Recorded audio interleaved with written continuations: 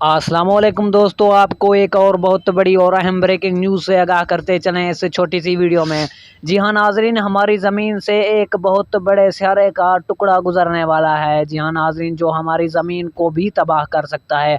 आपको मुकम्मल तफसील से आगाह करते हैं इस छोटी सी वीडियो में। अगर आपने अभी तक भी हमारे चैनल को सब्सक्राइब नहीं किया है तो जल्दी से हमारे चैनल को सब्सक्राइब कर दें और बेल आइकन को भी इनेबल कर दें, ताकि हमारी हर आने वाली वीडियो आपको वक्त पर मिलती रहे। जी हाँ तो दोस्तों, आपका कोई भी कीमती वक्त ज़ाया किए बगैर बढ़ते हैं वीडियो की जानिब। जी हाँ नाज़रीन, आपको तफसीलन बताते चलें कि हमारी ज़मीन के करीब से एक बहुत बड़ा सियारा गुजरने वाला है, जिसका टकराने का बहुत बड़ा खदशा है। जी हाँ नाज़रीन, अगर ये सियारा हमारी ज़मीन से टकरा जाता है तो हमारी ज़मीन मुकम्मल तौर पर तबाह हो सकती है।